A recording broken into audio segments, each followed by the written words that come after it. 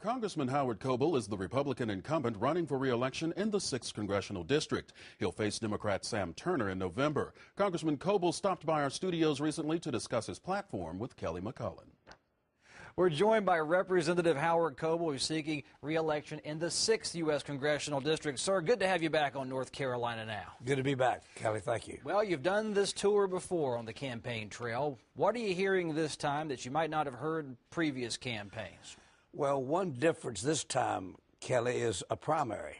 We had the first primary that we faced since 1984. And I had 5 opponents who were nipping at my heels during the primary season. So that we started off in a different vein because of that. But what I hear, what I heard during the campaign, I still hear it to some extent, incumbency. So it may be a dirty word. Now, the way it worked out in the primary, we survived that okay. In the primary, I was prepared for a runoff. You know, the 40% threshold to avoid a runoff. With 5 people running against me, I thought there's a good chance that we may be into a runoff mode. But we avoided that okay.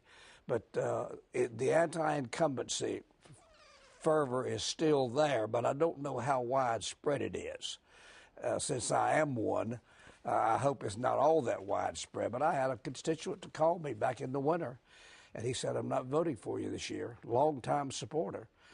And I said, "You could have knocked me off my chair," because he was not only a supporter, contributor. And he said, "You're an incumbent.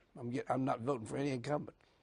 So where does that put you going forward? If you win this race, you'll be back as an incumbent yet again. So what do you think people are expecting of you and of the Congress to get done to cool this off a little bit? Well, it's a crossroads as I see it. This upcoming election in November, Kelly, may be one of the most crucial, well, strike that, not maybe, is one of the most crucial elections in my lifetime. And I think they're looking to curtail some of this reckless spending. I think reckless spending, is probably the #1 issue in the minds of my constituents, and I think in the minds of constituents across the country. A few years ago, that we had deficits $300 billion, $250 billion, maybe $400 billion one year. Now we're $1.4 trillion. Yeah. At what point does a federal deficit, go from being a manageable issue to reckless spending as you describe it? Well, I think probably the latter. I think we're in the latter stage right now. I think reckless spending has gotten us here, and I don't know that we can spend our way out of the morass that we find ourselves in now. And I think that's what constituents are looking. My constituents and constituency generally are looking for, is to address this, put a damper on this spending. So hopefully that will result in multiplication of some jobs, which is the #2 issue. So you're linking spending, federal spending, with the lack of job creation. Oh, you bet. I think it's a very, very direct link. So are we looking at a future where the effort will be to balance the federal budget, or do we return to a deficit of, say, 3% of GDP? Well, I'd rather have the former if I had the choice, but could probably live with either one. But the days of a balanced budget, at least for now, are so far beyond grasp. I don't think I'll see that probably in my lifetime. That said, looking at your platform, you do bring up the Bush-era income tax levels that expire at the end of 2010. What should happen to those in 2011 and beyond? I think they should be certainly extended at least for a couple of years. Now, as you know, this year there's no estate tax.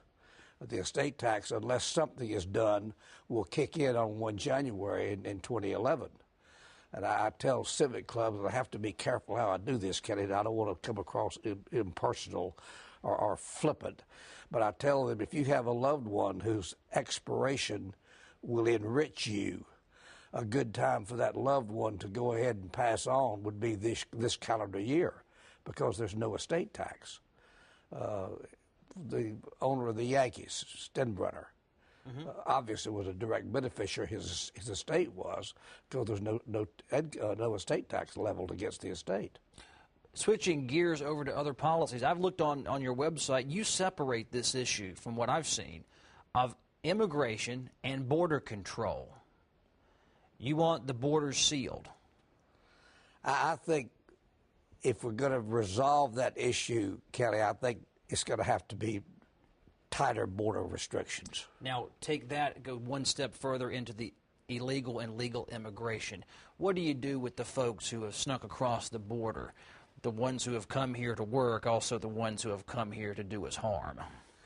Well, the ones that do us harm are the ones that pose the most severe problem. Naturally, the ones who come here to work, according to farmers in my district with whom I've talked, the guest workers who come here, work seasonally, go back home, return next season, and they tell me that the work ethic is superb, these people who do this.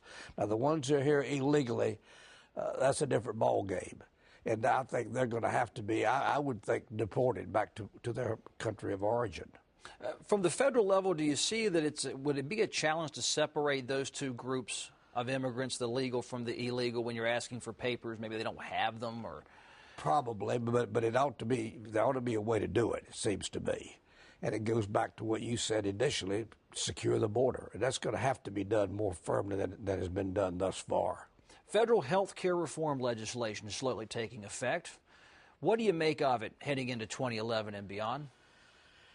Well, I think, Kelly, a lot of that was laced with arrogance, because it appeared clear to me that most Americans were opposed to the health care plan that ultimately was enacted.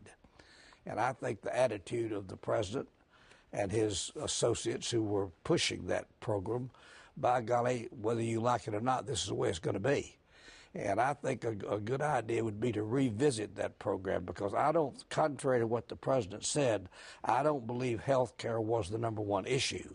I think lack of jobs and reckless spending were the #1 issue. Having said that, we're going to have to examine it more closely in the next session. And if we are successful in obtaining the majority, that is, we Republicans, I am confident there will be efforts made to probably repeal that plan and start all over, which I think would be a prudent course to pursue. You hear the term gridlock returning if Republicans take control. You would be in the majority. Would it be an appropriate political strategy to give it back to them? You said they were arrogant in how they handled health care. Would you Republicans stick their flag in the sand and say, we'll stop things until you see it our way? Well, and you're right. Now you're approaching arrogance as well, depending upon how you handle it.